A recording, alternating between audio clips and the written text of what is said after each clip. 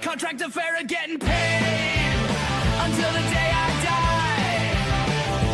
Money coming in, but not one at bat, not one pitch, and not one strike. Being deferred is where it's at. Deferred.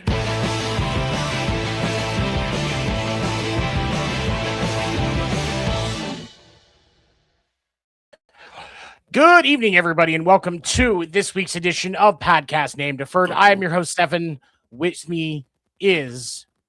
Can you not hear me? Can you hear me, Craig? Oh, he can't hear me. Check your settings. Can't hear. Okay, we'll pull him back. That's fine. We got Dan the Dick Warner with us as well, and of course, Ando will be joining us this week. Tag me in. You can hear us now? Okay. Yeah, I can hear you. As long as we're not talking about the Spankies, this week should be a really good week of baseball. You just Why would we talk summoned... about the AL leading Yankees? Why would we do that? There's no reason to do that. See? Ando, this is your fault. Why we can't have nice things. This is why we can't have nice things. You should know this by now. I'm being the mature baseball for the record of our show.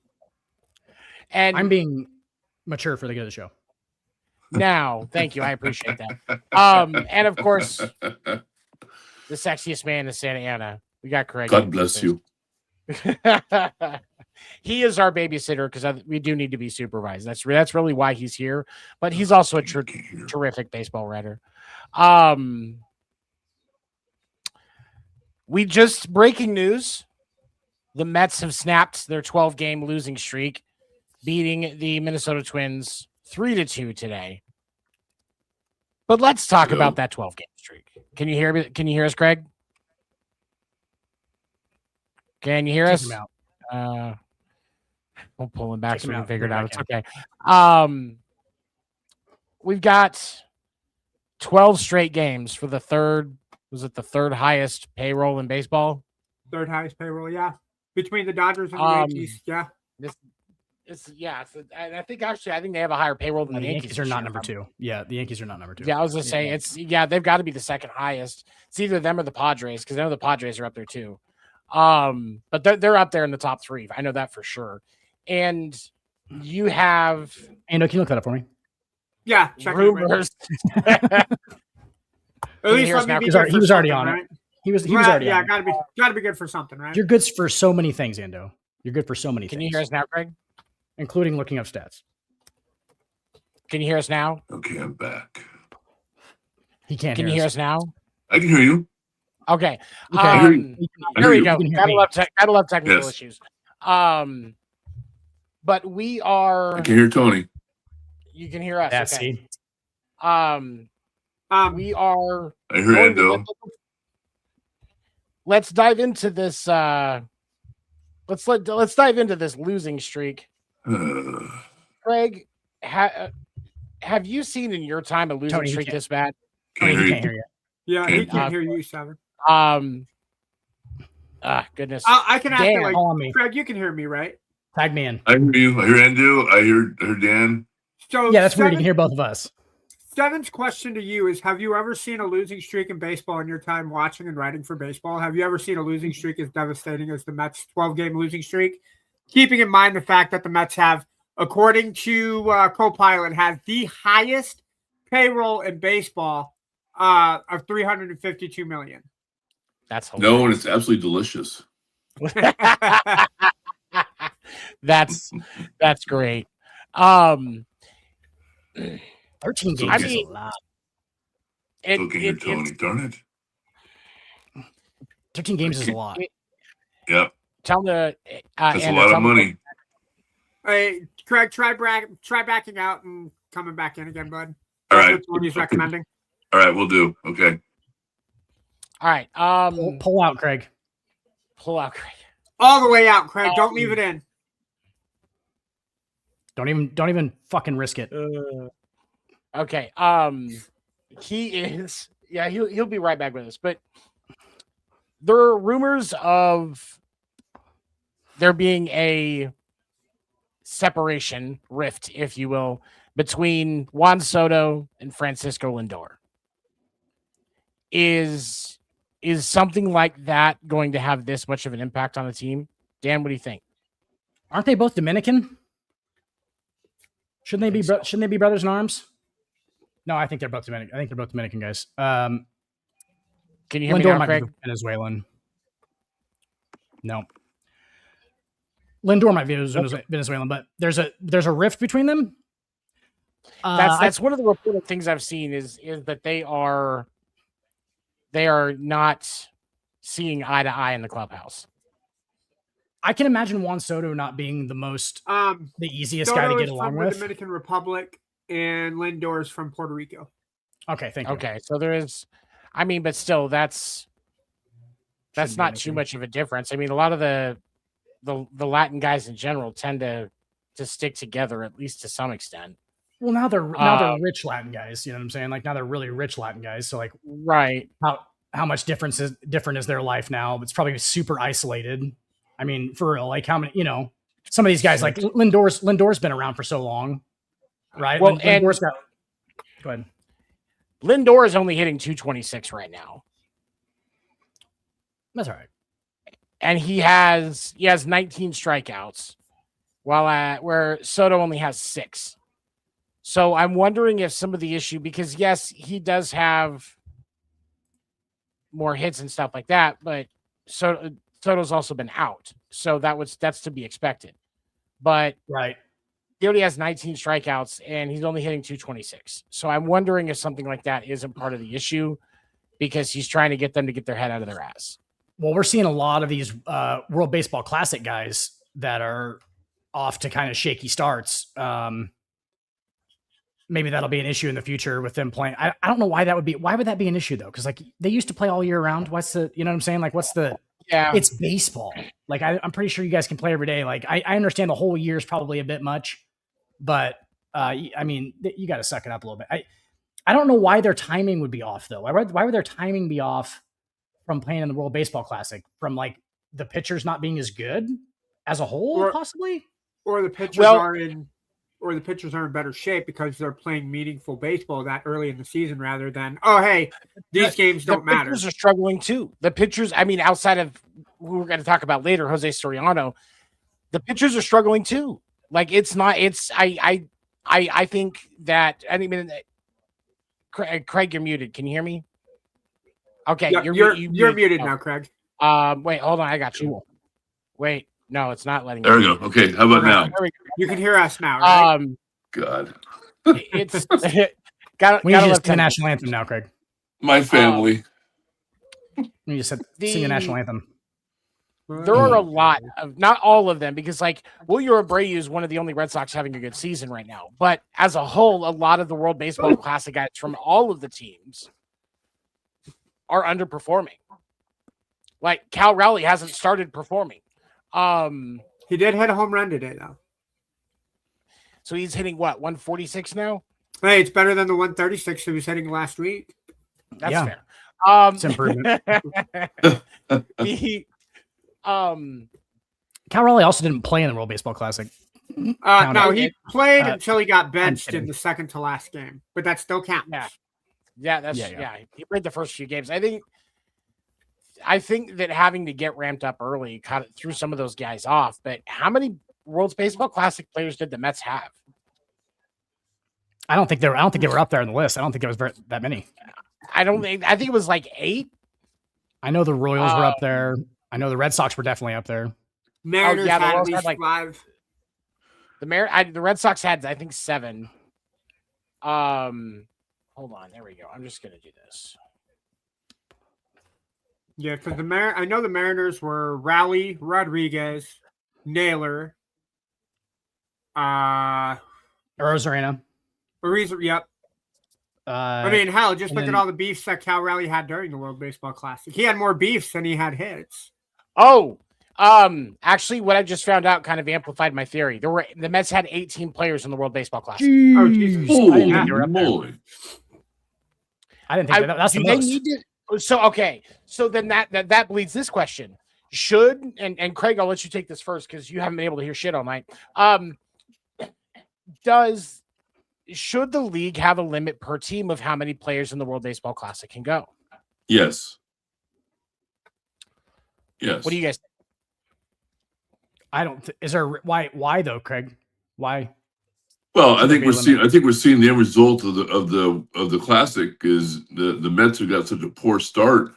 That's a lot of players that were used for that Classic. I think they're still trying to catch their breath and get on the track for regular season baseball. I mean, I don't know. That's just I'm not a psychologist or anything, but I mean, shoot, that's pretty telling. Their lousy record, and a lot of players. I mean, that's almost their entire. That's roster. it's almost half their 40-man roster. So that's ridiculous. Listen to this. Okay, so the Mets players that were on the World Baseball Classic rosters, Clay Holmes, Nolan McLean, both of them have struggled to start. Juan Soto and Huáscar Brazoban, I think he's a minor league player. He's a relief pitcher, one of the two. Robert Stock, Ben Simon, Jordan Gebber, Josh Plum, they're all pitchers. Alex Carrillo and Daniel Duarte.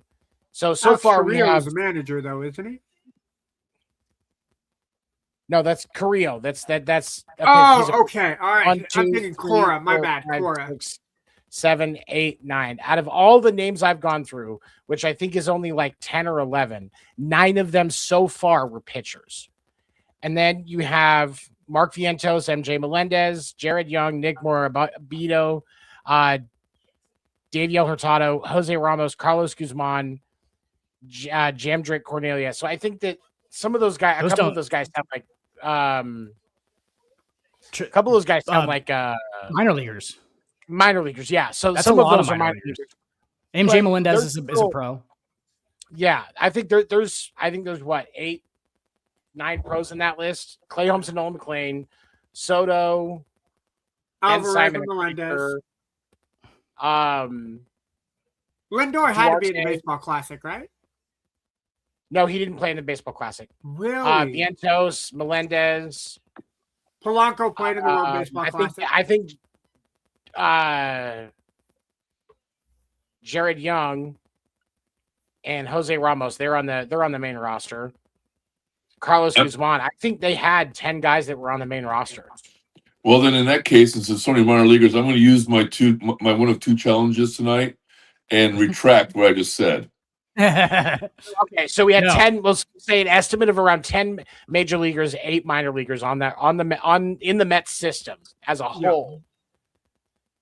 So I wonder what their minor league system's looking like right now. Like, what the AAA Mets team? What are they doing right now? That's an interesting question.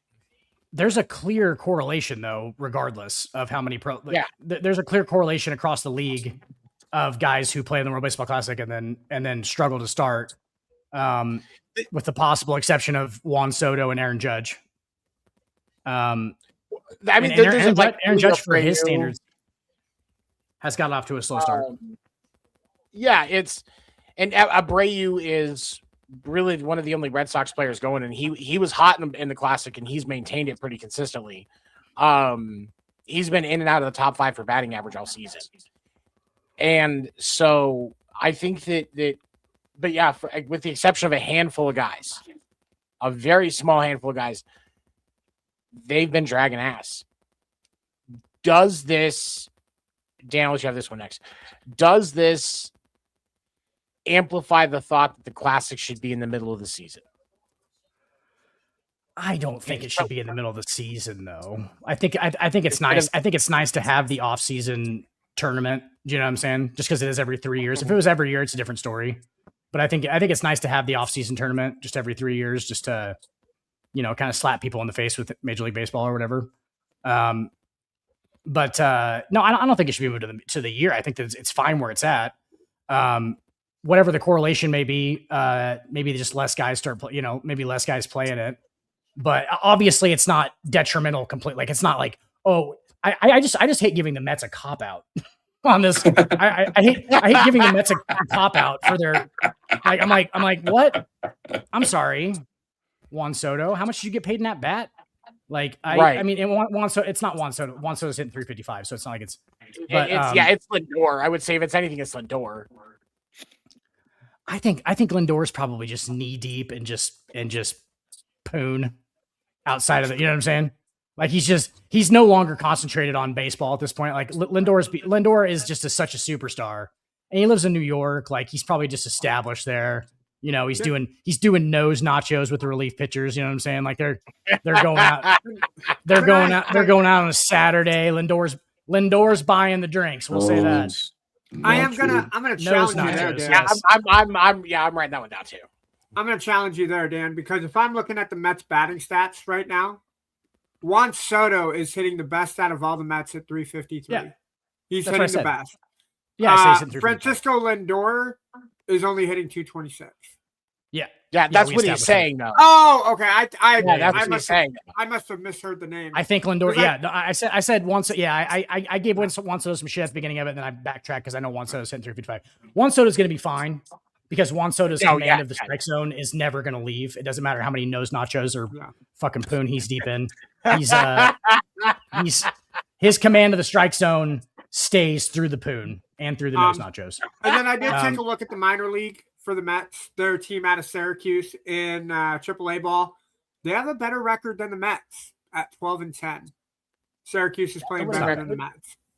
Run differential is -8. So for a team with a win-loss record that they have, it's a little disconcerting. But it's more about pitching than defense than hitting at this point for them. Yeah. So but let's not. They're 12-10, currently second in the International League East standings, but still early in the league. So. Let's not give them a cop out for that then, because the fucking AAA guys are staying in Motel 6s and shit. You know what I'm saying? Like, they're reading their stats out of the paper and stuff. Like, this is like they got it a little bit worse than those pro guys do. Like, Lindor getting there in his Bentley and shit like that. I think they're fine. I just think that Francisco Lindor is going to be fine. He's going to be fine.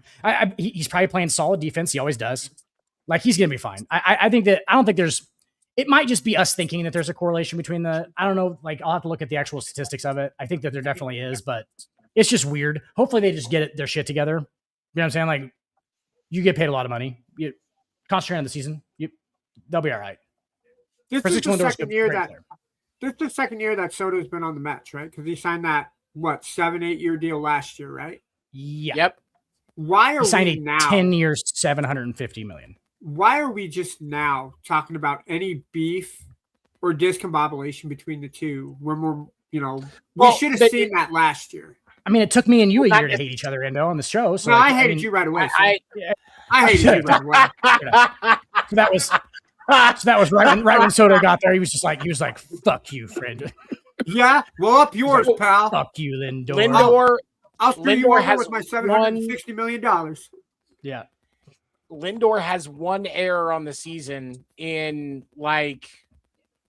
hold on, what is a bunch of opportunities. I think this season, he's played in all 24 games. So one error in 24 games. Yeah, he's still playing solid defense. He's doing what he needs to do. Tony, I don't trust a black guy with blonde hair. I don't know what it is. I doubt that it's naturally blonde. You don't think it's naturally blonde? He's not a black ginger. No, he's not a black ginger. No. It's like when you run into a Latina chick that's got dyed blonde hair. Like, she may look pretty, but there is no way in hell that shit is natural. And I used to see that all the time when I lived down in Phoenix. I'm sure Craig still sees it all the time. Like, I don't know why, but that's the thing. A Latino chick with blonde hair can run into me anytime. And I thought you said you were being mature for this show, Dan. Poppy. My poppy. It's Okay, great. It's so it's here's going the next well so question. far.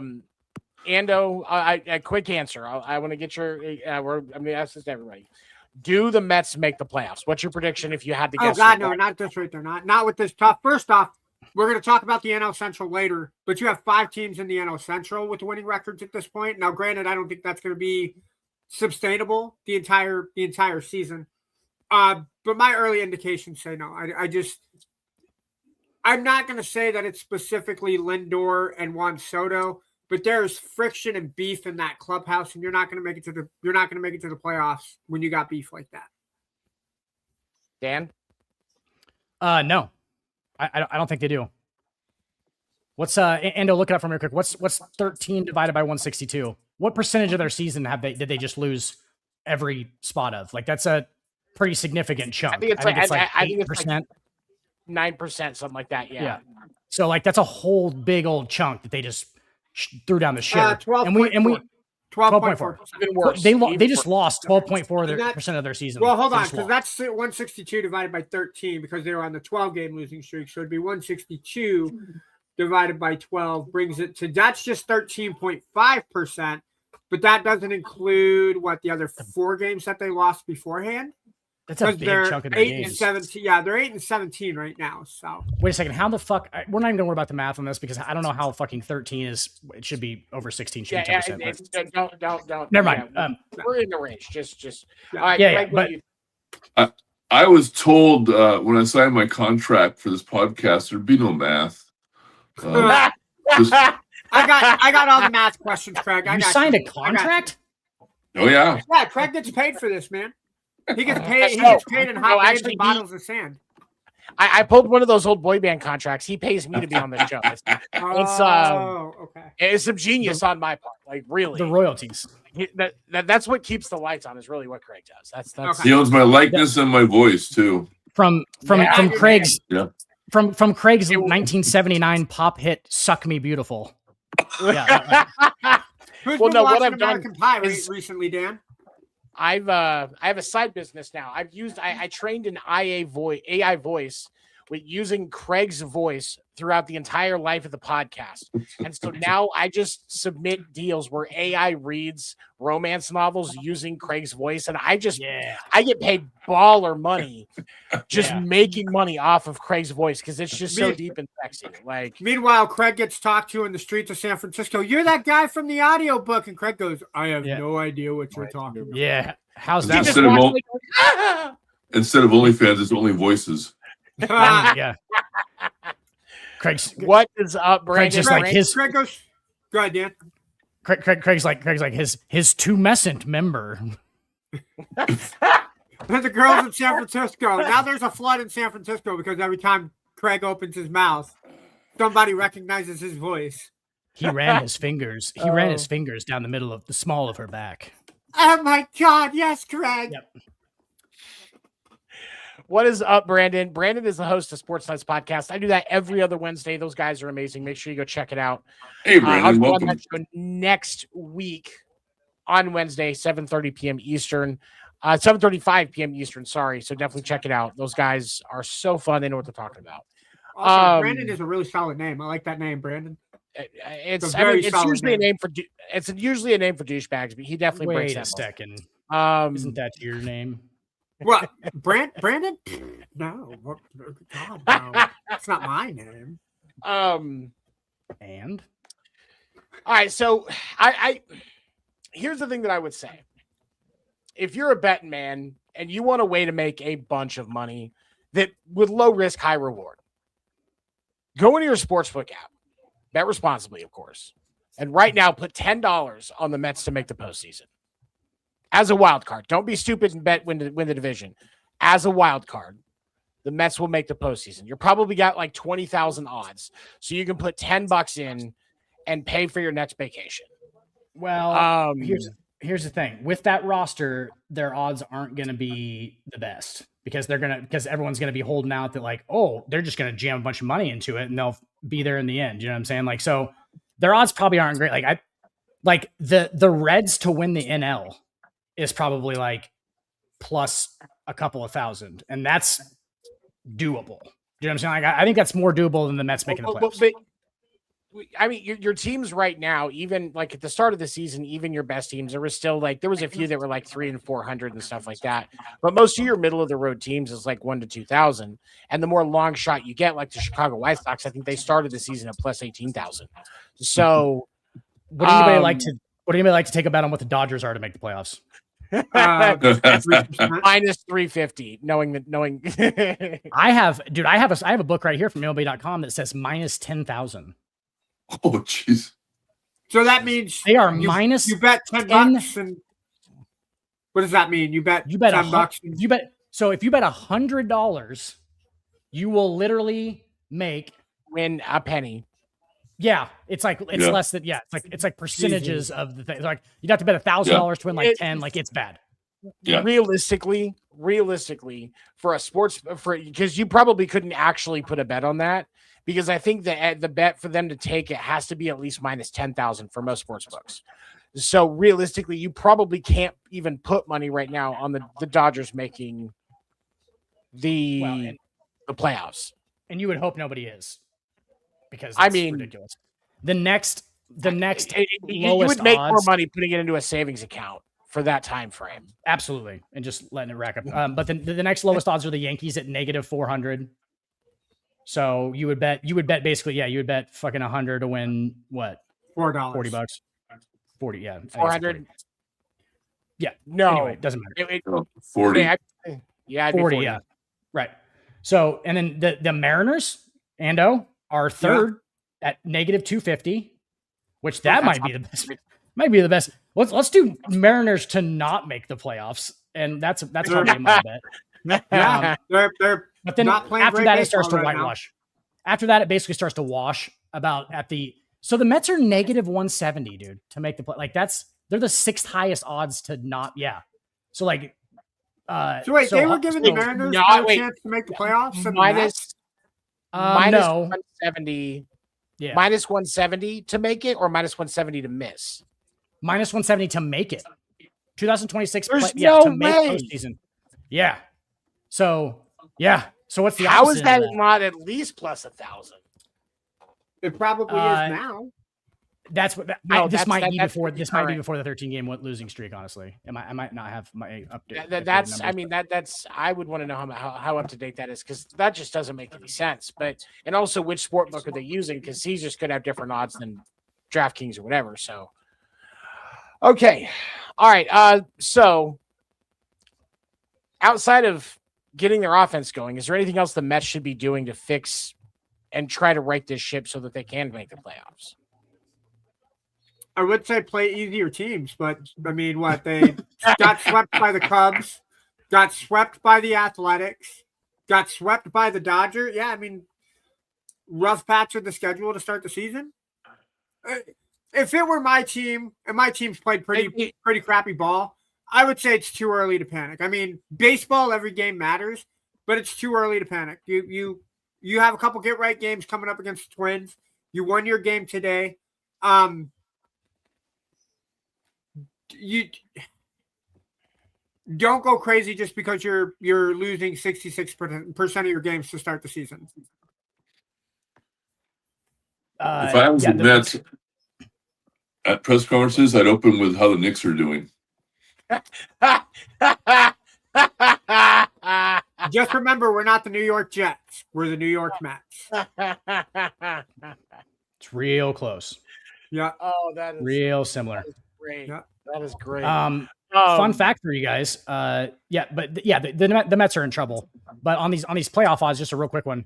The Colorado Rockies currently have a 0% chance to make the playoffs. we are 30 games into the season, and it literally has them at 0.0 to make the playoffs. And they have a better record than the Mets. They're only, I was going to say they're only 7.5 back, but they have the Dodgers in the division, obviously. And the Padres. And the Diamondbacks. And the Giants. And even the Giants. Yeah. Who beat them like a drum all the time. Yep. Do you know the Yankees have been beating the shit out of the Royals too? I don't know if that's a thing. Like that's Like they just been beating the Royals like a drum. Like we get free wins off the Royals every year. The Royals, and it doesn't help that the Royals this year are underperforming in a way that I did not expect. Like there is some decent talent on that roster, and their record does not reflect where they should be. I mean, you are who your record says you are, but they should be better. Can I hot take it right now, Tony? All right. Just on a Royals thing. I would rather have not O'Neal Cruz. I'd rather have Ellie De La Cruz as my shortstop than Bobby Witt Jr. Oh, that is a hot take. I would take Witt. Honestly, I don't know. That's really hard. I'd really have to sit and watch them side by side because give me and I think the series right before the Red Sox series or the Red Sox series that I'm going to next month, I think they play the Reds right before us. So we may have to watch that a little closer because I think that watching them in a game and seeing how they do, like at that, in the same series, I think that to me would be a more indication for me. Because honestly, right now, I'm going to lean towards Witt, maybe just because he's more local. I've seen him more. I respect Ellie De La Cruz. That's why I'm not flat out saying no. But I'd have to see him actually working game in, game out just so I can be comparing a little easier. Ellie De La Cruz is not as consistent as Bobby Witt Jr. But I guess just for this year, if you give me one of them, I'm definitely taking Bobby Witt probably. But if I get a career, if I get him for like a couple, like as a franchise player, I'll take Ellie De La Cruz just out of potential. And I'm not trying to bag on Bobby Witt Jr. Bobby Witt Jr. is a fantastic young player. Very, very good. Like he's an MVP candidate. But I think Ellie De La Cruz's upside is probably as much as we've ever seen. A switch hitting 6'7" shortstop. What now? And he hits from power from both sides of the and he's the fastest guy in baseball, has the fastest sprint speed in baseball. So unicorn. His upside is crazy. So here's what I will say. So now, obviously, as I talk about this, I understand first and foremost completely that Bobby Witt Jr. has more experience in the league than Ellie De La Cruz. But when you look at their numbers side by side, Ellie does have one more hit over 3 more plate attempts.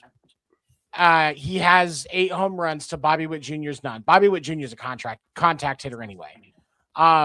He's not going to hit 50 home runs in a year. Ellie has 8 more RBIs, but he also has those home runs, so that's probably where some of that comes from. Bobby Witt Jr. does have more stolen bases. He does have a higher batting average, and he does have a higher on base percentage. But so production-wise, that's Ellie, I would right? say because the 8 home runs and the 8 RBIs. I mean, the 8 home runs, but that's a good conversation to have. Craig, what do He's you got think? I agree. His upside is much better than Witt's. He's just going to get better. I think Witt may have peaked. I don't know. I was about to ask that question. Yeah, I think he might have, and you can't go wrong with 6. The guy's height and his size. It's amazing. He's playing that position at that height, and just his strength and all that. He's just going to get better and better. You're talking about De La Cruz, right? Yeah. I lean towards De La Cruz heavily. I really do. I like Witt. All respect to Witt, but the upside for De La Cruz, I think, far outweighs Witt's career right now. And chat, I want you guys to sound off on this in the comments. I'm going to get your guys' opinion because and sure, there's a little bit of a favoritism bias to it, just because I do favor Bobby Witt Jr. I followed him from the minor league. I think he's a tremendous athlete, and I don't get to watch Ellie De La Cruz as much. So I'm definitely interested. For those of you that are in the chat, if you're listening after, send me a message on the Facebook page. I'll do a video about it in a couple days. I definitely lean towards Bobby Witt Jr. Just because of the longevity that I followed him. But the talent of Ellie De La Cruz is unfucking deniable. Looking at their stats side by side, the first thing that I kind of went to was how old are they, to kind of see how much more of a peak they got. Bobby Witt's 25. Dela Cruz is only 24. So there's not an age difference between the two. Bobby Witt just got called up. Brad. Bobby Witt Jr.'s been in the majors for 5 seasons now. 5 years, because his first season was 2022. Dela Cruz's was 2023. So he's got right, and so he's not, and that's kind of my point. Is I think Bobby should be hitting his peak right about now. You want him to hit it at about this point, and you want to see it at its true level for about 6 to 7 seasons. Like that's the ideal window. But realistically, if you can get 5, you're happy. And then very slowly peters down for the next 5 to 10. Yeah. Shortstops, you get usually about 15 years out of them if they're a good long one. Like I think that's the kind of career that Pedroia has. I think that's what Jeter had. Pedroia has that if he didn't get injured by fucking that dirty slide. Yeah. But I think that I definitely respect the hell out of it. You know what? I'm gonna take back what I said. I don't think it's a hot take. I think you can flip a coin, and I think you can make an argument about which one is better. Defensively, I like Bobby's defense. Bobby Witt Jr. is better defensively. I think that's undeniable. But I think a lot of it has to do is because of the frame that Dela Cruz has. Yeah. He has a lot more that he has to move. Hard to get down there. Exactly. Yeah. For me, I think that part of me that I wonder, almost like what you see with like the guys that are over 7 foot in the NBA. Like we know we're going to see it with Wemby and some of these other guys where they're a lot bigger than what the human body is used to for what they're doing. Yeah. Does he wear down quicker as a result of his size? Do we see a shorter career from Ellie De La Cruz? Like everything else all equal, same equal amount of health and everything like that. Do we see a shorter career from Ellie versus what we're going to get out of Bobby? Probably not. Probably not though, because he's just tall. He's listed at 6'6", 200 pounds. So like, they're both the same. They're both the same weight. Okay. Well, but Bobby was solid. What, 6'1"? Yeah, 6'1", 215 is what they have them listed at. Oh, they have him listed at 215 because the ESPN has him listed at 200. So I mean, he's probably Baseball Reference maybe a little bit more. There may be, because I don't think they always update that stuff. So he could have lost a little weight. Was that his Tinder profile? It said 200. No, it's his ESPN profile. I don't use ESPN to pick up checks, bro. Grinder. Yeah. I just thought they threw it in there. Just if ESPN had a dating service, it would be 5,000 dudes to every one chick. She'd create an account and her inbox would immediately get flooded with 1,000 dick pics. There would be guys on the other side of the world sending them over. It's just Diana Rossini. Just Diana Rossini on a live webcam. Enjoy Taylor. On a live webcam. Yeah. Joy's probably too classy to do any webcam stuff, let's be honest. Oh my God. I would subscribe to that OnlyFans. Yes, I would. Dude, hey, can I just real quick before we move on from Joy Taylor, just real fast, can I say something? I feel like she's cunty. I'm not. As I feel a like person, she's a little cunty. I can see that. Okay, just everyone's agreeing with that. Yeah, I think it's like off camera, I don't think she would like her. Like off camera, she looks like the type of person who would look at 7 and be like, "Fuck no, get out of here." Dude, for real, yeah, bro. Tell me to go fuck myself, for real. Yeah. If I try to hit on her, then, something like. And then as soon as the camera's rolling, all right, guys, let's give it up for 7. Great sports analysis, great podcast for 7. Let's give it up for 7. But here's the thing: like, if she were to just like berate me with hate, like, I probably wouldn't even be mad about it. I'd just think about it later. 6 to midnight. Yeah, 100%. But no, like, be nice to me, Joy. She's. I definitely like to get slapped around a little bit. I could definitely see that, but she's not bad on camera. So like you know, I respect the talent. She does understand how to talk about these things, and that's I can respect the hell out of that. But off camera, she definitely the vibes are a little like she would just look at me and go ew. But a lot of women have looked at me and said ew, so it is what it is. All right. So let's let's kind of mosey on. Talk a little bit about the Phillies losing streak and No, that's a very disappointing conversation. The Phillies are now 8 in a row. They are the new biggest streak. Martha, we need you. Up until today when they lost to the Cubs 7-2. No, 8 is including that. Guys, Oh, please don't tell me the Yankees score. lose. Oh, okay. I thought you meant winning streak. I was like, oh no, Go. man. Dan, go fuck yourself.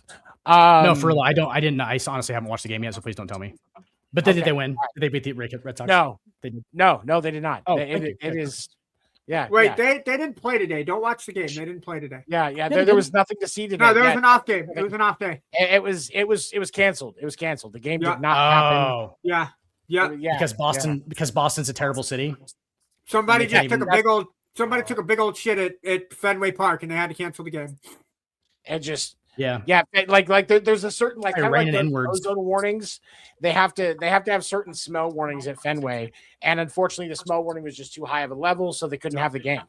Well, I guess Paul O'Neill says that Fenway is actually not that bad as far as like fans go. Paul O'Neill said it's actually not that bad. He said that there's ones that are just as bad.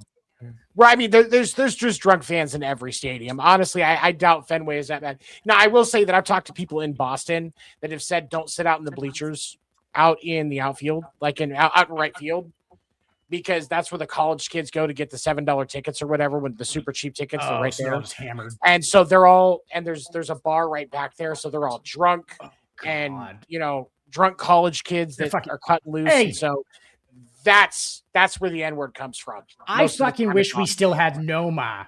If fucking Noma was still here, we wouldn't be fucking losing to the Yankees all the time, and one of them just fucking headbutts the other one. Yeah. Yep. That's your team, bud. Yep. That's it your is. team. I'm so proud. Hey, they have poutine lobster fries. Fucking Fenway. Noma. That sounds pretty good, actually.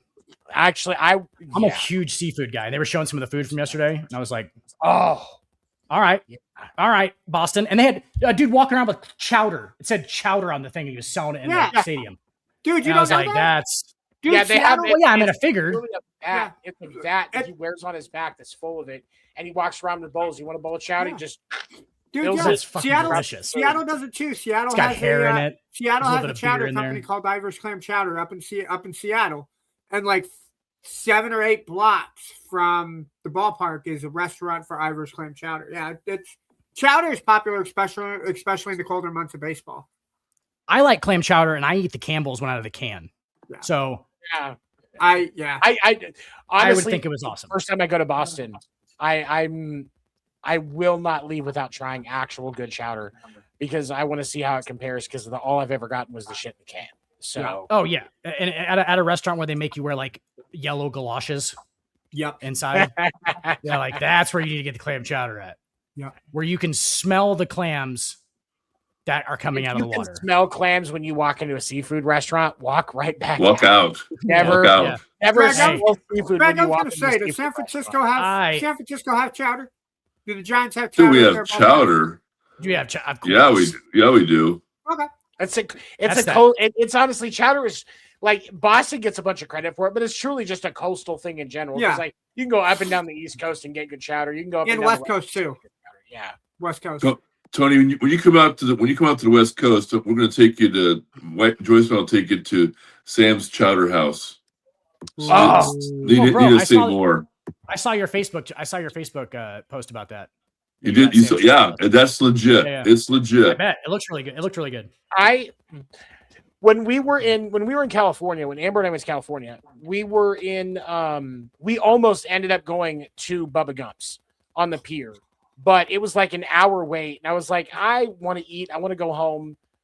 I want to smoke a little bit on the beach, and then I want to go back to my hotel and bang my wife. So I was like, we're not waiting that long.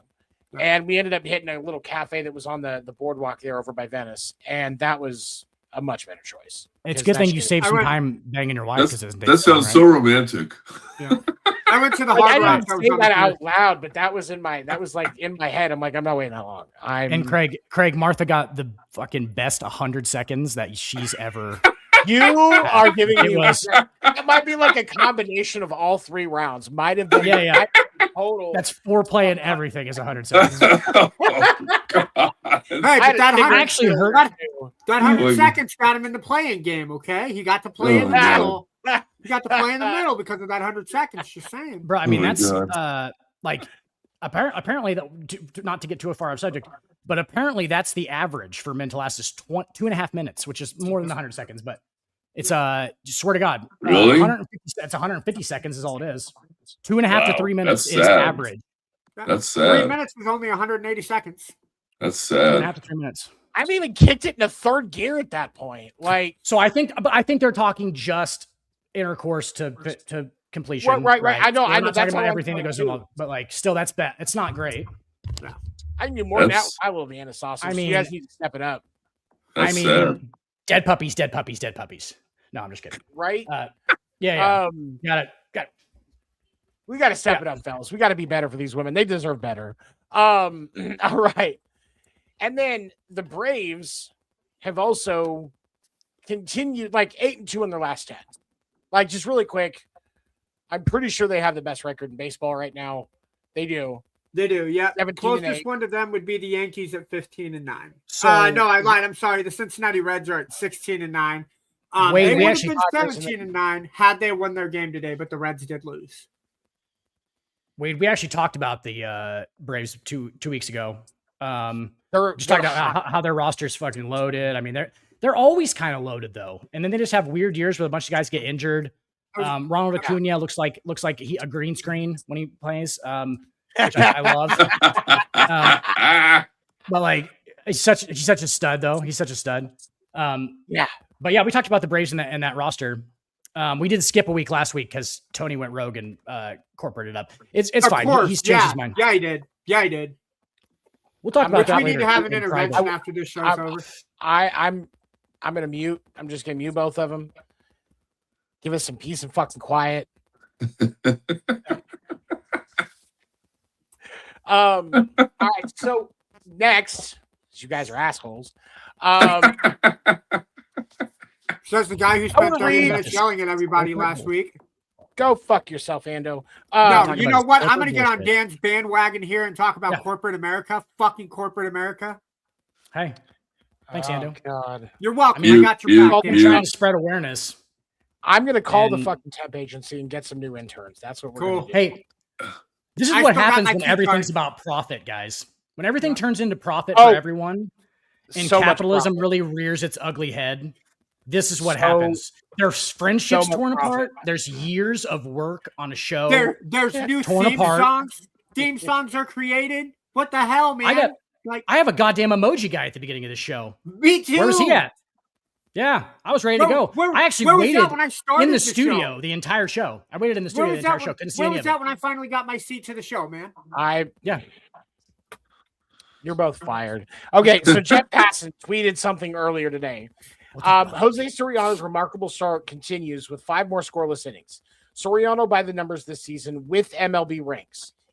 Innings pitched 37.2 is first. ERA 0.24 is first by a margin. Insane. Outside of Mason Miller. That's for starters, right? Batting average allowed 143. Yeah, this is for starters. On base percentage allowed 223. That's second and fifth, respectively. And then slugging percentage allowed first in the league at 175. Nobody wants to face him right now. Mm-mm. Bro. And he's playing on the Angels. Is that like putting a Ferrari in a trailer park? Yes. I'm sorry, you've got 2 Ferraris because you got Trout there as well. So like, holy shit, this is an unreal clip for a pitcher. Yeah, it's like the fucking Bengals wide receiver core. Like that's what fucking this guy's being right now. But the thing is, Jose Soriano was a reliever. Isn't this like his 10th season? He's been around for a second, and he was a reliever. He was a closer. Correct? Am I wrong about this? Yeah, no, he's been around for a second. Right now. Yeah, thank you. I forgot to pull his up. Yeah. I'm usually right, guys. So we'll go with that. Actually, no. The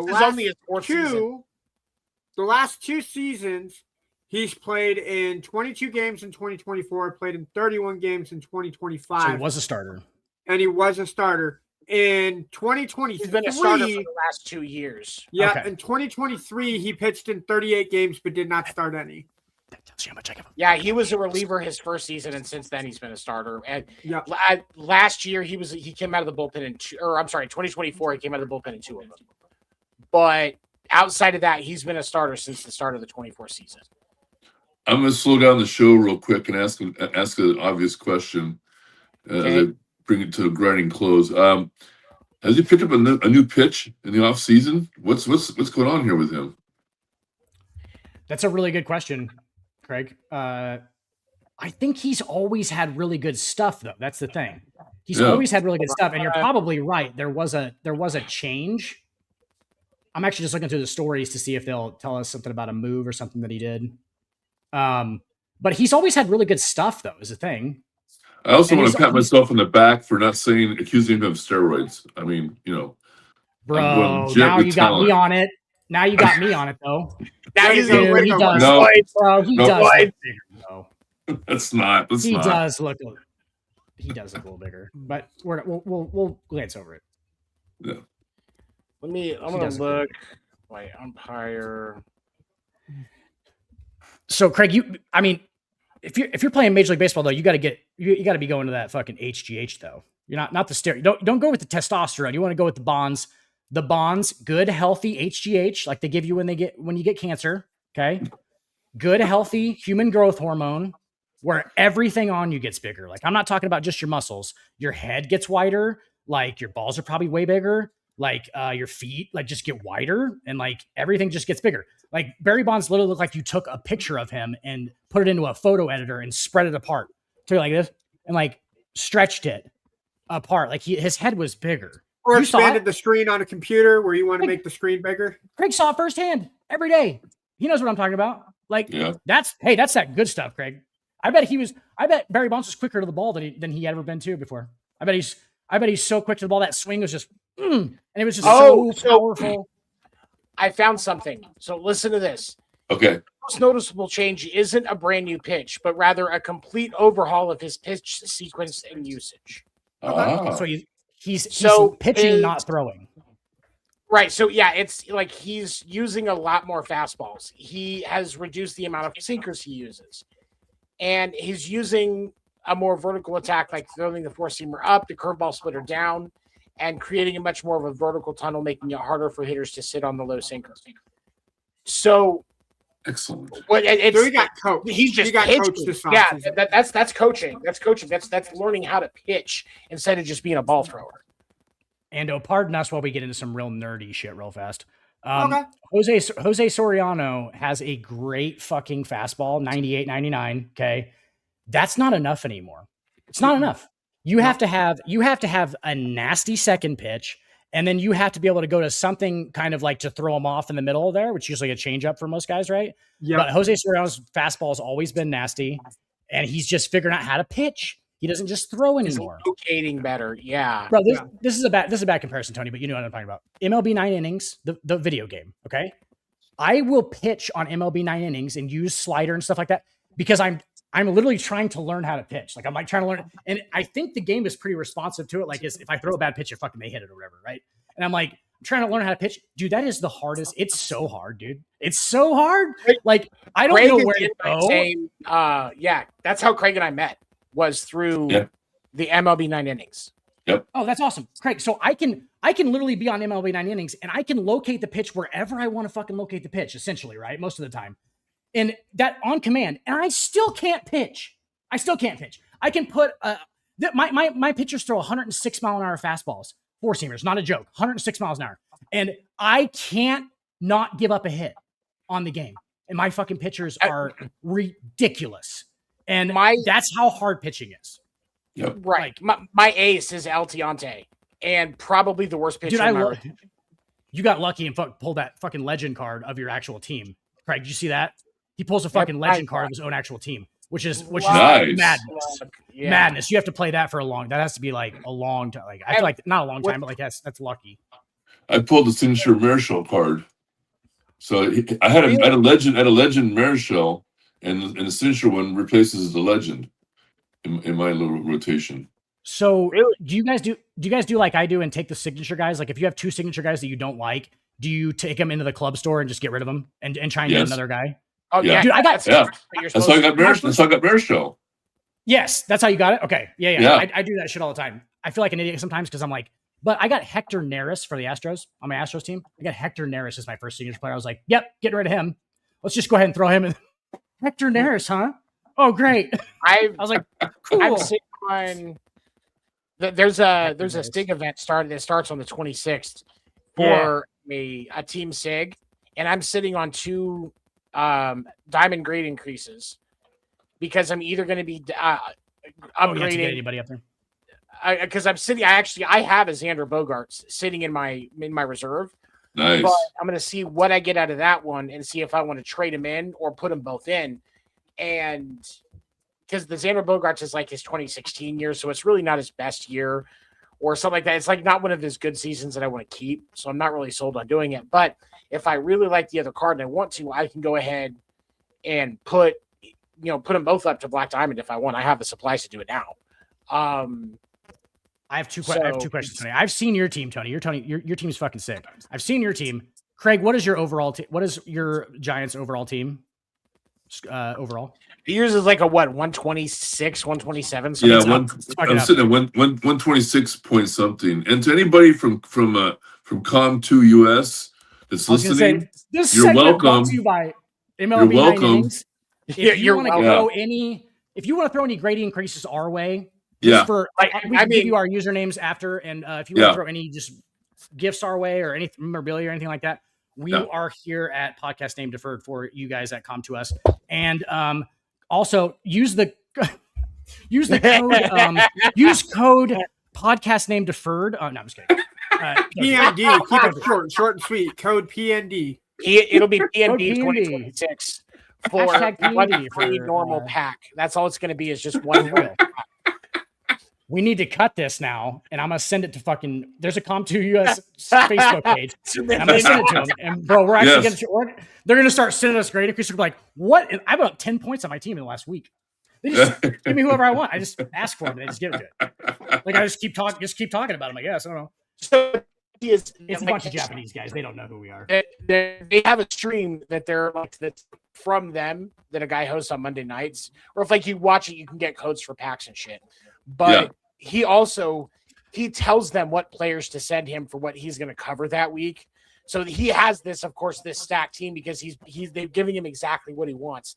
Like he can literally say, "Hey, give me this Black Diamond Sig Ronald Acuna Jr. from 3 years ago that was elite." So I can show that in the lineup and stuff that I want to do because it's literally their podcast. So they're, letting him show what he wants to show. They can just make them. They're coding them into his game. Like they're just making them out of nowhere. That's fantastic. What a dick. Man. Yeah, like seriously. Endo, if you don't know, start playing MLB 9 Innings. It's fucking ridiculous. Okay.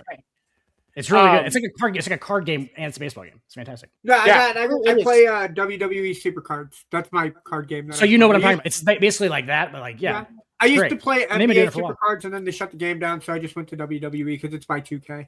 I played that too. Endo. You play what? I played the WWE2 also. Oh yeah! Way to go, Craig! Woo. I'm bringing pain. Yeah. Exclamation point 3 times. That's me. Here, wait, what is it? Bringing pain! Exclamation point 3 times. Okay, hold on. I gotta find you now, sir. Man, that shocks me. I didn't peg you for a wrestling fan, Craig. I thought you stayed more in reality. No, I'm kidding. I like wrestling too. It's fine. Because next week we're going to cover the Oprah show, I guess, or something. You know what I'm saying? Like, next week we're going to cover this episode of Lonely Island or Survivor Island or something like that. Our feelings. Love Island. Love Island is going to be our next one. There you go. Greased up steroids, guys. Oh, we're going to do a watch. Are you on the team Final Bosses? Who, Craig? Craig, are you on the team called Final Bosses? Yeah, I am. All right. So next we're going to talk about the NL Central. The NL Central is the only division in baseball where all 5 teams have a positive record. Hot. the Cubs are on an 8-game winning streak, by the way, including today. They're actually 9-1 in their last 10. So the Cubs have definitely moved back up in the right direction. And of course, the Reds lost today. So, and the Reds also have a -2 run differential. So I think it's only a matter of time before they start to struggle a bit because they're 500 at home, but they're winning on the road. So, I mean, kudos to them in that regard. Dude, is it bad that I think the NL Central is super boring? I don't. I think that's how it ends. Baseball to me is not. Yeah. It is though. It's good baseball. Like if you just watch it, like I feel like I'm being an asshole. I'm like, the NL Central sucks because they like play small ball and shit. Like I don't think they do that. I just haven't watched it enough. It's my fault. But like, maybe you don't expect because I think it's more. It's not impossible to think that a division could be this dominant to start the season, but you would expect it to be like the AL East, the AL West, the NL East, the AL East, the NL East or West. Like you would expect it to be one of those three divisions where all the teams are positive. Every team has their foot on the gas. Like that's what you would expect as a baseball fan. But no, it's the NL Central. So you've got teams like the Pirates that still have a positive record. The Brewers still have a positive record despite giving away some of their better young players in the offseason. Right. How long? Okay. I'm with you there, Tony. Shut the fuck up. Shush your mouth. Shut your fucking mouth. But like with the AL Central, you got the Reds are 16-9, the Cubs are 15-9, the Cardinals are 14-10, the Pirates and the Brewers are both 13-10. Pirates are 14-10 after their win today. Okay, 14-10 after their win today. Tony, do you know who I originally almost said over the Ellie De La Cruz thing about Bobby Witt? Do you know who I almost said? You just said the Pirates. I almost said O'Neal Cruz. I almost said I would take O'Neal Cruz over Bobby Witt, and then I realized that O'Neal Cruz plays shortstop anymore. O'Neal Cruz, when he played shortstop, I was going to go that far. That was going to be I would definitely take Bobby Witt over him. That's all I would take. He's so bad. He's so that bad. Is a hot take, yes. Yeah, that's a hot take. But Ellie De La Cruz is probably not. But yes, that's originally what I was going to say, and that's why it wasn't the hottest take as you thought it was. Yeah, because I was going to say O'Neal Cruz is a little bit. He's a little spacey.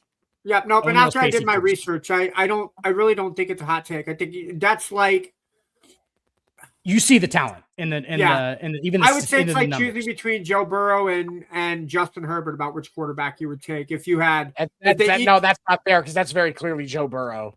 Well, even if you give Justin Herbert the same weapon, it's not. Yeah, Justin Herbert can stay healthy though. Justin Herbert's Bobby Witt in this situation, right? No. I think Justin Herbert's Bobby Witt, and I think that Joe Burrow would be Ellie De La Cruz for sure. There's no more talented guy. No, because I would say the talent level of Ellie De La Cruz and Bobby Witt Jr. is pretty equal when it balances out with hitting and fielding comparatively.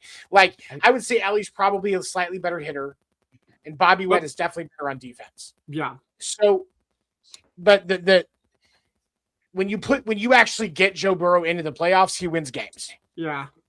Justin Herbert in the playoffs, you know he's going to lose. You just don't know when. Yeah.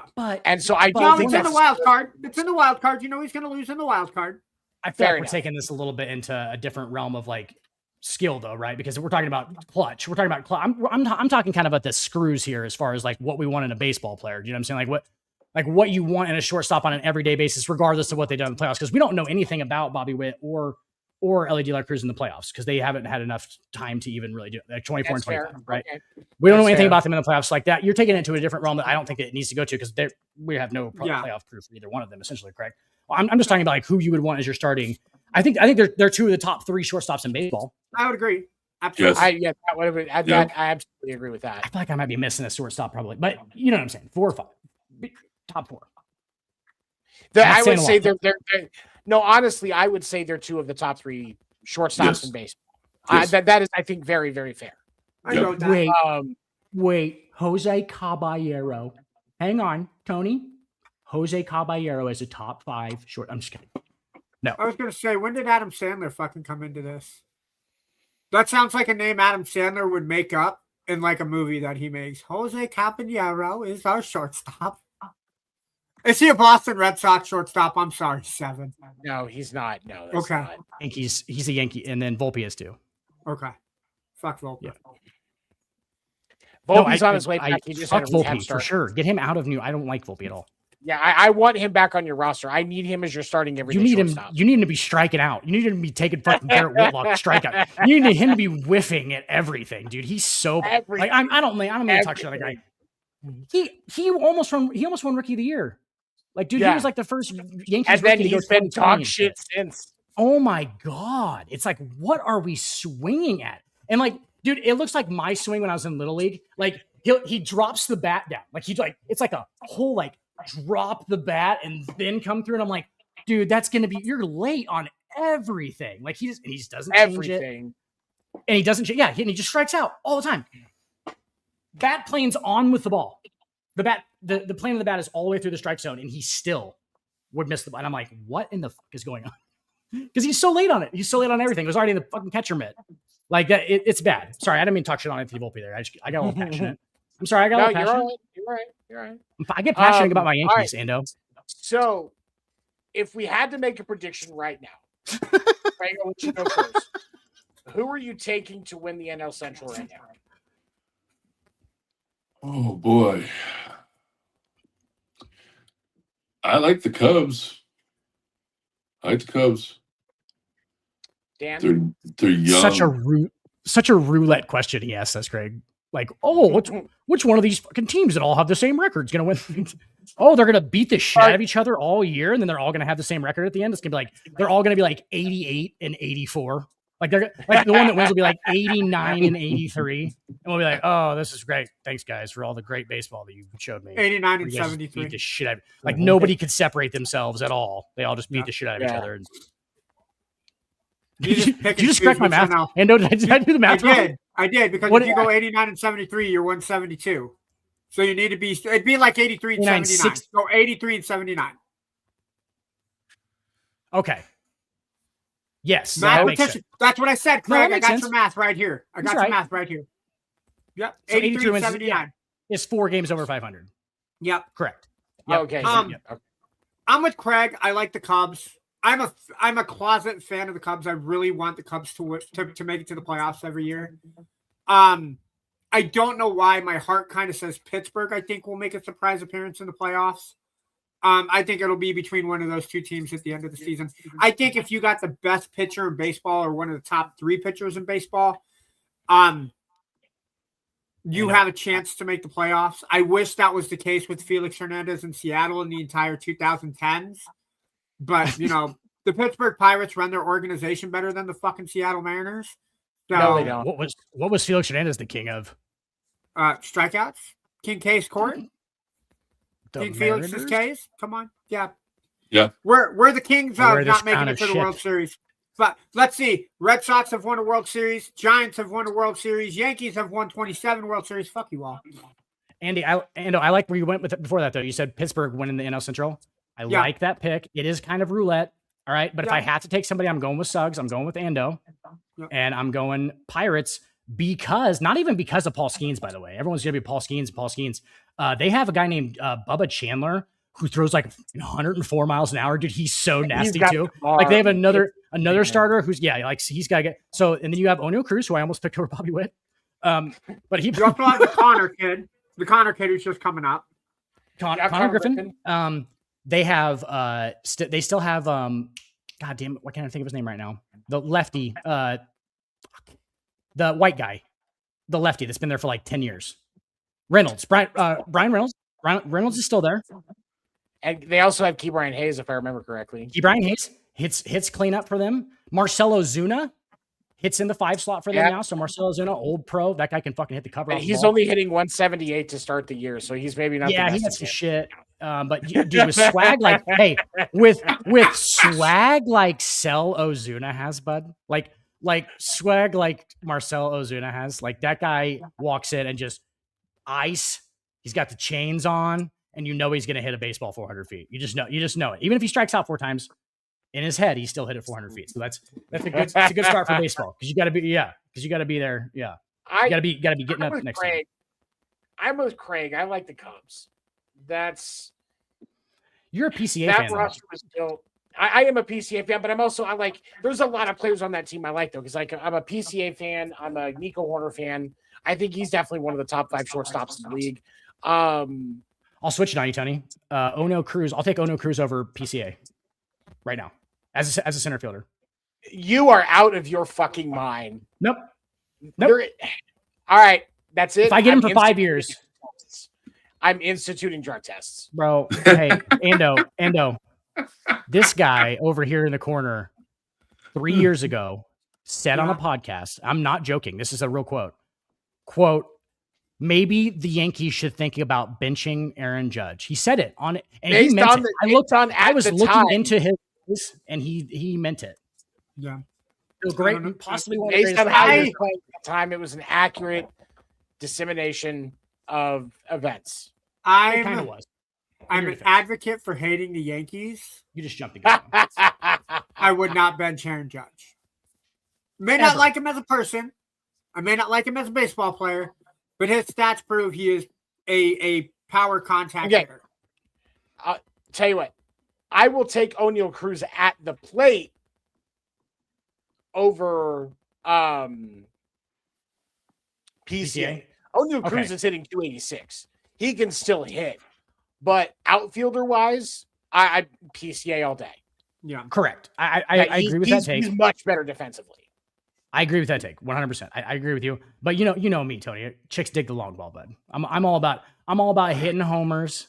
Yep. And we don't bunt like pussies. All right. We don't bunt like pussies. We don't run the bases. We don't wear oven mitts on our fucking hands when we're trying to run to second base. We don't do it. We are Yankees. We run slow and we drink beer and we smoke cigars. What's that? What was that old baseball commercial? It was I think it was an ESPN commercial with Greg Maddux. Who else was in the commercial when Greg was saying chicks dig the long ball? Wasn't it Glavine? I think Glavine was part of it, right? No, it's Tony Gwynn. It was Tony. They'd have been hitters, yeah, right? It would have been Tony Gwynn or Barry Bonds. I want to say it was either. I want to say it was. I think it was Bonds and Maddux. I know Bonds and Maddux were part of the commercial. It was Bonds and Maddux. You're right. Because Maddux, some of you that remember that commercial, and that was kind of like those. This is Sports Center commercials, and those ones. Yeah, like that. That's what it was. That was in the late '90s when Bonds was at his peak. Yeah, and I know they had a couple with Sammy Sosa and Mark McGwire as well, but the one with Bonds and Maddux was just hilarious. Yeah. This is your daily reminder that Barry Bonds had a .545 on base percentage in 2004. This is your daily reminder. Daily reminder that Barry Bonds should be in the Hall. I think it's actually higher than that. I might be wrong on that number. It over 50% of his times at the plate, he went to first base at least. It's so stupid. Yeah. So stupid. He got intentionally walked 114 times. That's crazy. What is There is a girl hitting right now from the Arkansas, the Razorbacks softball team that is getting the Barry Bonds treatment because every time she makes contact, it goes yard. Like there was one game that John Boy did a breakdown on that was last week, I think. She saw one pitch in the strike zone the entire game and sent it for a grand slam. Hell yeah. Can I make move on. I'm not even going to do it. I'm gonna hold myself back, and I'm not going to do it. Like, I understand it's softball. HR. It's softball. No. That's not what I was going to say. I was going to make a comment about don't do it. I was going to make a comment about how this chick might be built and how she might look. Is she possibly 5'2", 210 of solid muscle? Not a stomach. She looks like she uses those bunts of steals to swing home runs. She looks like the girl that bullied people in elementary school. Her nickname is Buns for Runs. But I bet, probably has a great ass. Let's be honest. Erica, when you hear this podcast, I wasn't part of this convo. Oh, yes, you are, Craig. You're in it with us. No. You're in this with us. Erica can't see the screen, but yeah. Erica can't see the screen, but Craig is dancing. I mentioned that earlier. Suggs, I forgot to say hi to you. I apologize, sir. I saw you there. Hi, Suggs. Acknowledge it. Is that James the basketball player? I wish. We don't wish.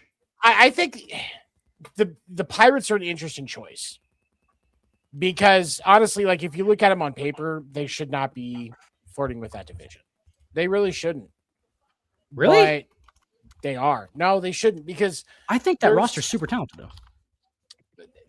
that's a roster full of just guys, honestly. Like with the exception Paulskin's of just guys? with very limited exception, and like some of them, they're decent at the plate, but they're just a guy defensively, or like you've got Paul Skeens who's great as a starter, but can't ever get any fucking run support. Yeah. Like there's a lot of these players that have butts next to the explanation for them, and I think that if you have a whole lot of butts, what you end up with is a bunch of shit. Yep. And so Go ahead. that's when you look at that over 162, that's what ends up happening.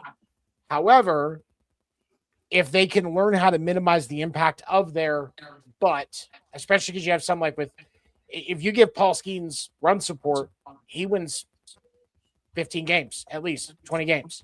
Yeah, I was going to say you could probably get 20 wins out So- of him. If you get three runs every game that he pitches, you should be able to win 20 games in his season. You should at least be in the hunt at that point. If you can get 3 to 5 runs a game, you give yourself that kind of cushion. Paul Skeens is going to pitch amazingly. Yeah. Paul Skeens won an MVP or a Cy Young. I can't remember if it was last year or 2 years ago. He won. It was his last year, I guess. But he was only one game over 500.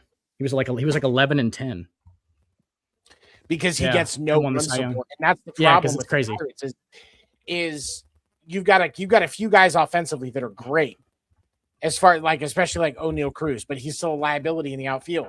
Yeah. And there's certain other guys that are like that. That's why I say every single one of their big players has a butt in some way, and eventually that just equals out to some shit. So unless they can minimize that impact and go like full fucking Andy Reid and put things in a position where their strategy is focused on what they do right, I can't see it happening. But if they can do that, they can at least get a wild card. I'll go that far. I wouldn't say butts, but I'd say they're question marks. Like there's like an empty there. We don't really know. But yeah, I get what you're saying. Paul Skeens last year, by the way, I said he went 11-10. He went 10-10. He won a Cy Young. He went 10-10 was his record, with a 1.97 ERA. 1.97 ERA. It's like that is really no run support, dude. That's bad. 0 run support. 0.91. Because how many starts did he have last year where he gave up like only 1 or 2 runs? Like I would say, how many starts? I think what to look at. How many starts last year did he have, Ando, where he gave up 3 or less runs? Oh, that I don't know. I mean, 1.97 almost every one. You know what I'm saying? That's got to be almost every start. So he didn't get touched up until this year. Remember his first start? Really, that was nobody ever first touched him in his career. So if you can fix that, if you're the Pirates, that's your goal. If you're the Pirates, to be able to get anything out of Paul Skeens before you lose him. So I'm going to put that Otherwise, you are going to ruin him. I'm going to he's put going this to in look great in pinstripes. I'm going to put this he in looks so comparison. Shut What was the fuck Paul You know it, Skeens? Craig. What was Paul Skeens' record in his ERA? The year 10 that and 10, last year when he 197. won when he won the Cy Young. 10-10, 1.97 his ERA. Okay, I'm going to pull up a pitcher stats from 2010. Okay. He went 13-12 with a 2.27 ERA, 232 strikeouts, and almost pitched 250 innings. Will you give me a hint and tell me if he's right or left-handed? Right-handed. Hernandez. He's right-handed. Yeah, It's Felix Hernandez. Felix. For, That was Felix in 2010. Oh, in 2010. Okay, I'm sorry, I misunderstood. Who won the yeah. Cy Young? Who won the Cy Young that year? Felix. Felix was was that the American Felix? League. Yeah, Felix Okay. was the American Okay. League Cy Young winner. So There it is. Paul Because won it back as well. according to the Wikipedia, despite his lackluster win-loss record, Hernandez won the 2010 American League Cy Young Award on the strength of his other stats, including leading the league in ERA, innings pitched, innings per start, quality starts, fewest hits per 9 innings pitched, and placed second in strikeouts, walks, and hits per 9 innings. That's a So- hell of a roster. Yeah, If you're So- trying to put King Felix on the same level, though, I think talent-wise as Paul Skeens, I don't know if I can come there. I don't know if I can come that far with you. you know what? Just because If you put that Mariners team from 2010 that gave Felix no run support against Paul Skeens last year's Pirates team with no run support, I would watch that. I would watch a 7-game series out of that. You like the I pitching would duels. watch that. Well, but You like the pitching duels. this, Oh, every game dude. would be 20 innings because you wouldn't have any fucking runs scored. Yeah. Like, Right. yeah, The Manfred there's man would end up being big. Yeah. Like, dude, Big there's deal. just what Pirates fans are seeing what Mariners fans saw from Felix Hernandez, right? You do not want to waste the generational talent like that of Paul Skeens. And I hope to God the Pirates do not ruin it because the Mariners did. they're going to lose him. They're gonna. Yeah. They're going to lose him. I mean, I Paul hope they Skeens has don't. basically said he's not going to be there. Did you hear the quote that he said about Connor Griffin? Yeah, you guys he's heard going to this be the where he face of the said- franchise for a long time. Yeah, he said Connor Griffin will be the face of the franchise for a long time. What's that mean? That means I ain't Yeah, gonna he's- fucking be here. I ain't gonna fucking be the face. He's of the already franchise. looking That's at what it means. houses in LA, Boston, and New York. That's exactly what he's fucking dude. doing because he knows he's going to one of three places. Yeah, he let it leak to a Maybe- teammate apparently. Maybe earlier this year San he wants to be Francisco Yankee. if they can avoid an arson judge situation. I hope Still hurts. that Paul Skeens placates the Giants like Aaron Judge did. Just sticks his bat out there and just goes, "Hey guys, you want to come? Come I'm on, just man. kidding." Giants He's like, fans have been. I'm just No. kidding, dog. He's like, I'm just kidding, dog. Arson Judge, get the fuck out of here. I'm back in New York. This is fucking stupid. He's like, cool. You guys have a really cool ballpark. Cool fucking ocean ballpark. That's awesome. Still hurts. Still It hurts. still hurts a little bit. You're just opening up some wounds for Craig right now, Dan. Yeah. Craig, how Um, bad did you want Aaron Judge though? Really? Oh, bad. Did you? Oh, you Okay. did. Oh, yeah. You were San in the Francisco group chat kid. at that point, back when it was still the winter meetings group chat, Yeah. and he was God. not happy. Oh Mhm. man, I didn't realize Craig could swear that much until that happened. That was Interesting. when I learned. I found a chink in the armor. You did. You really did. Found a And I chink don't in the think you can Hefner say armor. that word. Even Stefan had an empathy for me, remember? He did. Yeah. He did, which was Yeah, yeah, yeah. hilarious. Rest in peace. Rest in peace. For those of you that don't know, the first version of this show was called the Winter Meetings Podcast, and that was with Craig, myself, and former Yankees pitcher Stephen Weaver, who is one of the most amazing dudes, and the reason why we have the Weaver rule on this podcast. You are Must wear not allowed pants. to be on the show without wearing pants. Yes. I thought it was you have Because to. I'm not sure wear- there is still. You sure, like, if you can go back, if those old episodes are still online anywhere, there's a pretty good chance you're going to see Stefan's ass at some point. Yeah. bro. Yeah. Dude did not give a fuck. Like it was Nope. fantastic. He Did not he give a didn't fuck. have to. He Nope. didn't have to. God, I miss It's that he's guy. so nice. He came Yeah. prepared with his beers and that was it. Still early. His, Still his early. beers in his Oh, neck warmer. He'd have a plug-in neck warmer on. Beers and neck warmer. Still- Like that dude is chilling. He's chilling. Okay, so Suggs asked a question. Still too early, but is the A's fool's gold? Hey, Oakland is the real deal. Sorry, Tony, I didn't mean to cut you off. I just saw them against the Yankees. They're Yeah. the real deal. They have a lot of talent. Maybe not this Craig, year. go ahead. I think Sacramento has the finest major league team in their city. No, Um,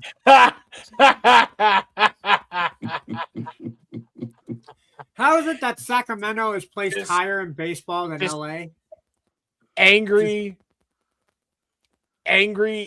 with John Fisher at this point. Debbie has they're dead to her. Our friend Debbie. Actually, Yeah, be watching they're dead to her. I think she might be watching live. I think I saw on the Facebook post where she liked this. So I think she's one of the hearts. So Debbie, whether you're watching live or not, we love you. We appreciate you, your support. You've been around since day one, and that is absolutely amazing. What up, Dad? Welcome to All Oakland, right, bitch. so Sacramento. I actually picked Oakland, the A's as a dark horse playoff team this year. There's a lot of young talent on that team. Is it likely that they miss the playoffs this year? Absolutely. I don't think they really start. I think they're really going to hit their stride. I think they are building to truly hit their stride the first season they're in their ballparks. They can sell a fuck ton of tickets and make up some money that they're spending right now, or that they're losing right now. Kitty. But there's a lot of talent on that team. and I think they're hitting. Actually, I think their lineup is better than their pitching right now, and I think we're going to start to see them focus a little bit more on that in the draft and development. But I think we're going to start to see. I mean, because Mason Miller, he came out of that system. Yeah. Wait, we're talking about the Athletics right now? Yeah. Oh, yeah.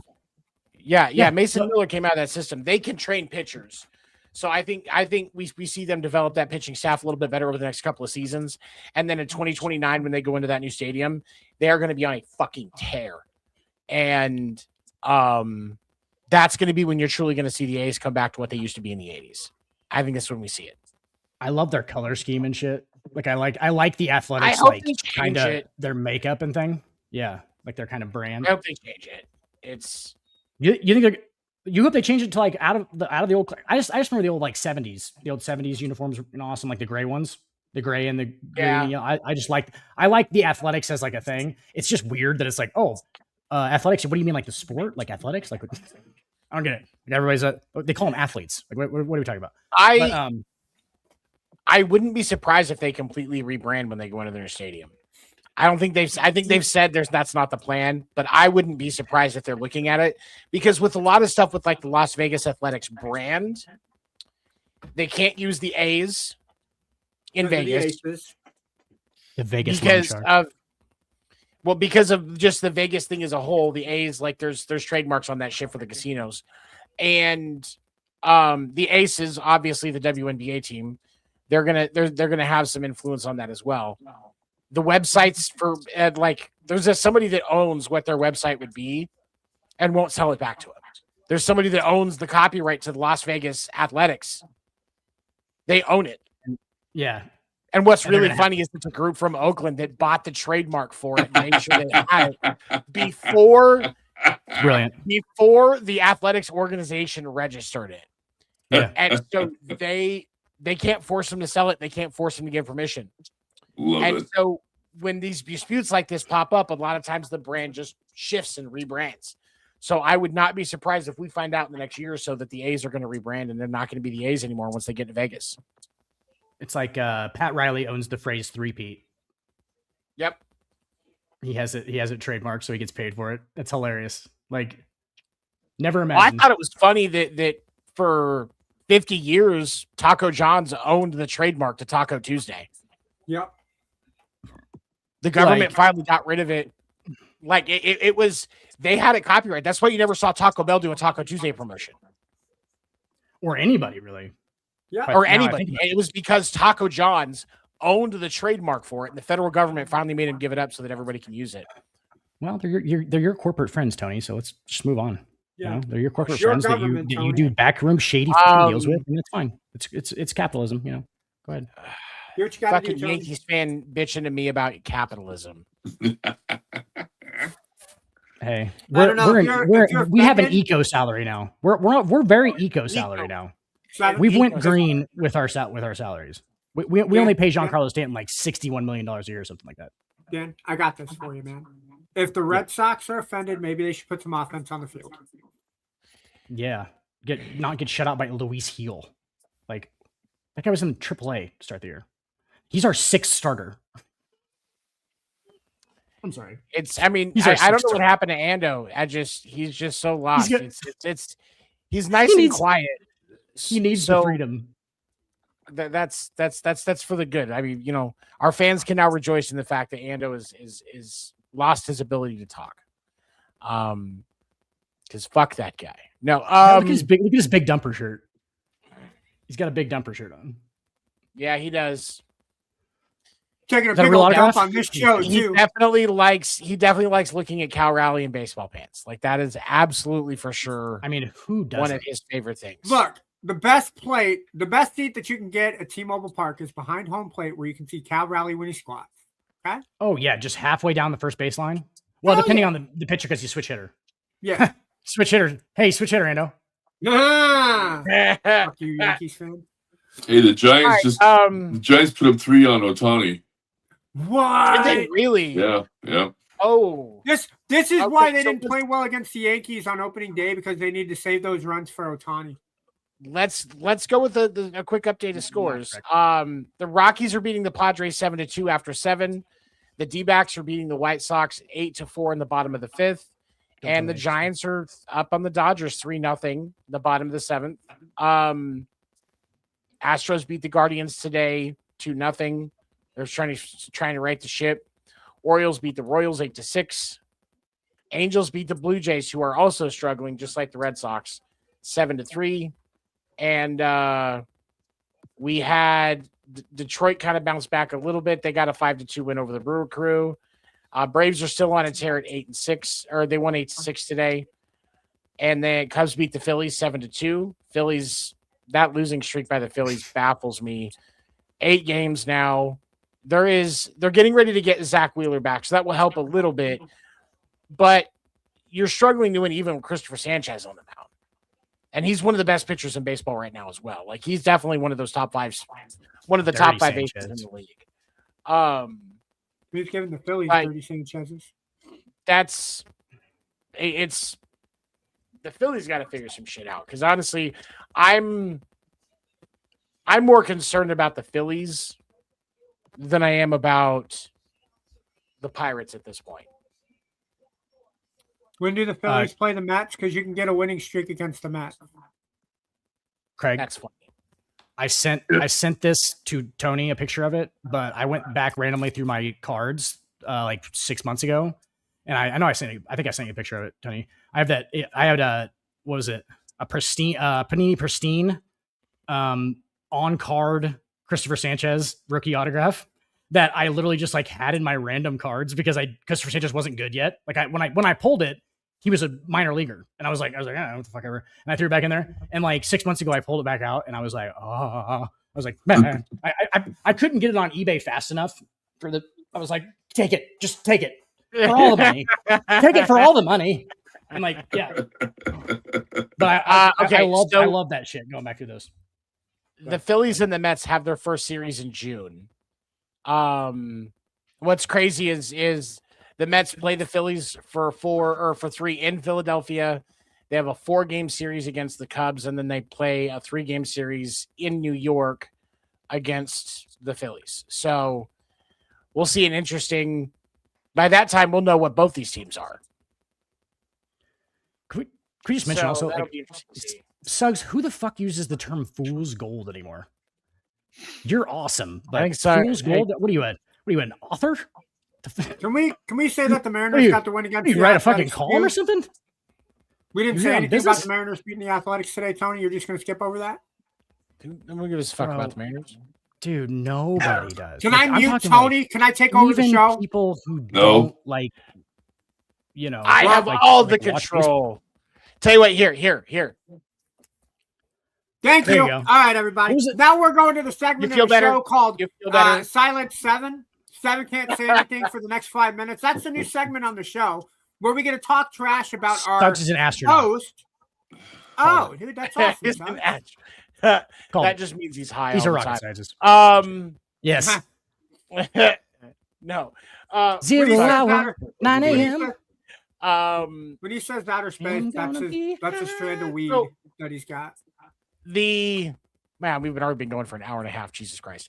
Kansas City Royals have announced, this is our closing topic today. Kansas City Royals have announced that they're going to be moving from Kauffman Stadium to downtown Kansas City in the Crown Center area. They're going to have along with the stadium, they will be building a roughly 85-acre retail area to top it off. Since John Sherman took over for the Royals, and actually, honestly, even back when the last owner had it, I think even going back all the way to David Glass, there's been conversations about moving the Royals into downtown Kansas City, and this is just finally when it's going to happen. Is that officially in effect, though? Like, is this is 100% happening? John Sherman shared that letter this morning. This is where they're going. They're working because Hallmark owns that area all around Crown Center. Yeah. And they're working with them. They're going to put some stuff up. I almost kind of wonder if because it's by the War Memorial that they want to move it to, right? I think so. Right. I almost kind of wonder if they don't end up kind of expanding out and just rebuilding the mall and everything else over there as well and moving moving everything else around just so they have more space. Like I'm kind of curious if that's what's going to happen, or if it's going to be. These are the Because I mean, first steps in the death march of the city of Kansas City. No, Just no, the first steps in the dominoes, Craig, that go down. no, nope. It's in gonna be a great thing. in that black hole of a city. Have you been to Kauffman Stadium, dude? It is beautiful. Like, it is fucking fantastic. And they are just gonna fucking get rid of it. Like, what are we doing? We're just gonna play some high school games there? Cool. That's one of the most beautiful if you places play your ever. high school, I would not be against high school Kansas or Missouri high school baseball going to Kauffman Stadium and playing their games there.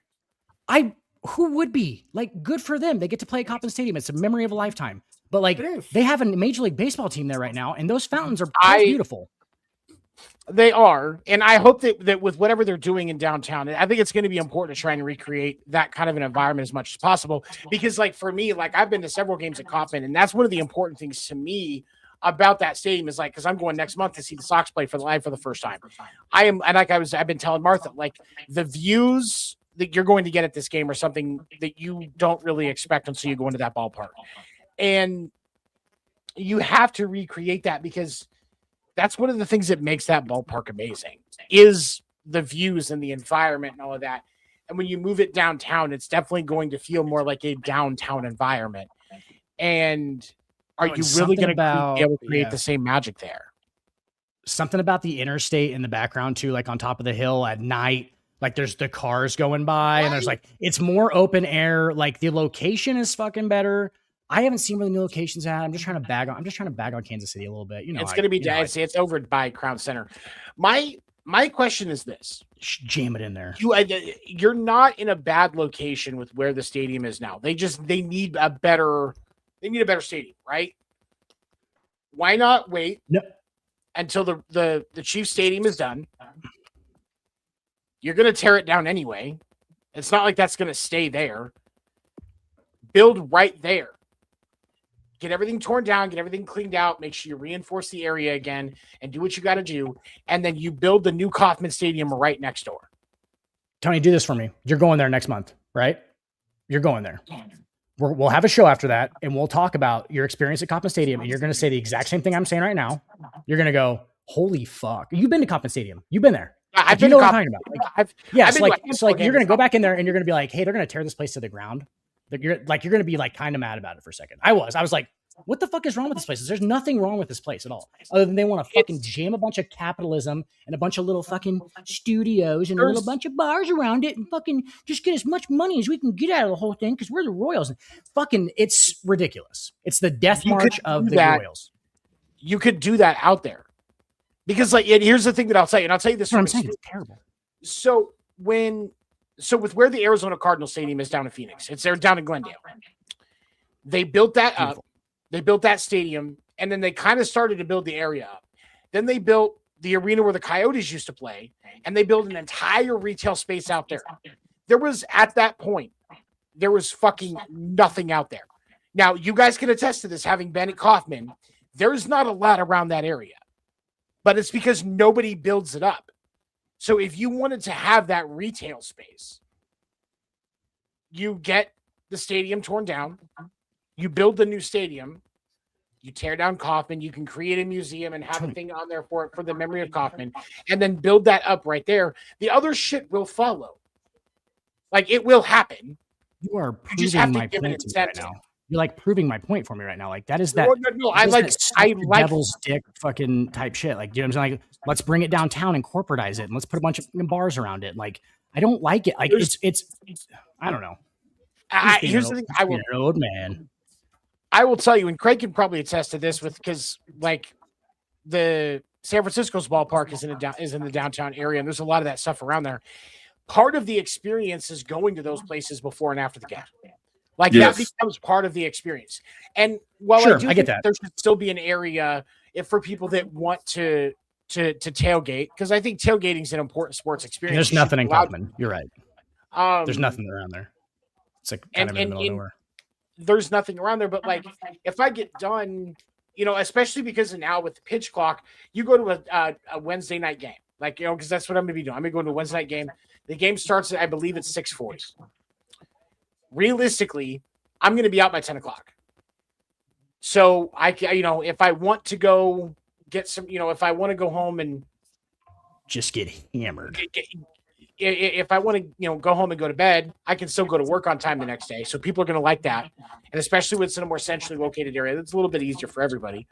But also, if you want to stay out for a little bit, you're going to be able to go into one of these places that are right there that, yes, they're going to be packed, but you're going to be around other fans. So you can actually enjoy yourself. Or if you lost, commiserate.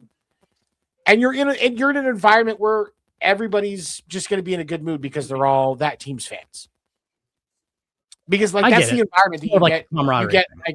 Right. Like it does it change the experience? Absolutely. But it makes it better in a way as for that part is concerned. So you still, and that's why I think you could, because if you want to tailgate at a Cardinals game, you can. There's plenty of space. Right. But if you want to go get hammered, walk across the street, go watch the Cardinals lose, walk back across the street, and you've sobered up after 3 hours at the NFL game. So now you can start, you can get your second wind and start throwing them back again. And you have a good time. There's plenty of parking, plenty of space. Everything is cordoned off, so you can't really drive around a bunch. So you can kind of just stumble where you want to go. And there's probably, I would say, somewhere around a dozen bars in that retail space right there. Yeah, I just hate it. So I feel there's like it's devil's dicky. I get that to a point, but suckling from the teeth. And so I do I understand where there is some benefit to being downtown because it's already brought up. But if you want, if the Arizona Cardinals and the Phoenix Coyotes, who with very limited exception are dog shit teams in a fair weather market, can pull the economic wave towards them from the direction it was going, because they caused it to change directions from the East Valley to put people pushing west in Phoenix. At that point, there was a surge of moving west, and then the Cardinals said, "Oh no, we're going to build our stadium out there," and the Coyotes said, "Oh, we're going to build our arena out there," and all of a sudden, it started pushing west again. I think you're just a hopeful person, Tony, and I'm just not. Keep in mind that you're the Coyotes very about growth and shit. Keep in mind the Coyotes don't have a hockey team no more. So they're right. They're Utah man. Because the air conditioning bill. Utah man in playoffs right now. Second year in existence. But that's honestly kind of my point is with how bad the Cardinals and the Coyotes are, they were still able to pull that attention that way because people want to go to those areas. There's a lot of other entertainment things that can go on there. Like I said, there's all those bars. There's a movie theater over there, concerts and everything else. People just go there. What did Dan just do? He wrote on his camera. Okay. So for me, I think that he's selling this on eBay for $64.99. Okay. It was used on the show.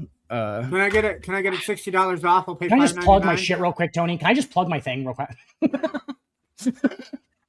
That one hit me up at. I'm gonna take next month on May 20th.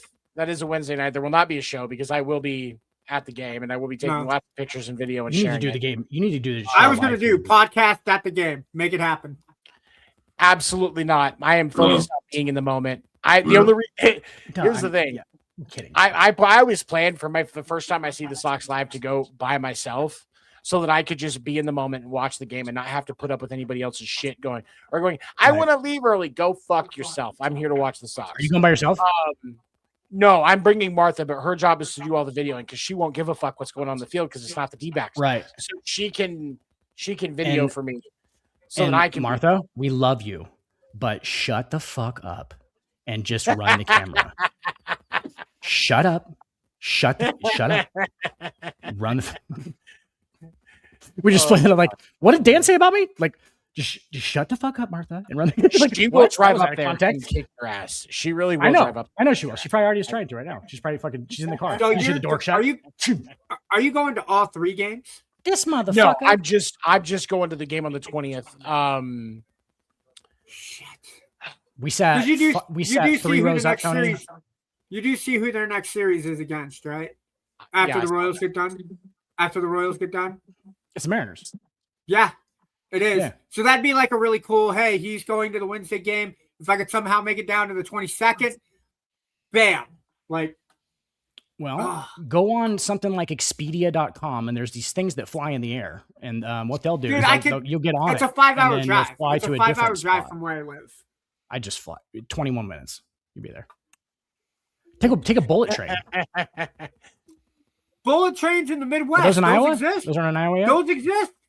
I fucking live in Iowa, Probably bro. do. We're lucky if we have Probably do. horseback carriages that can go 20 miles an hour.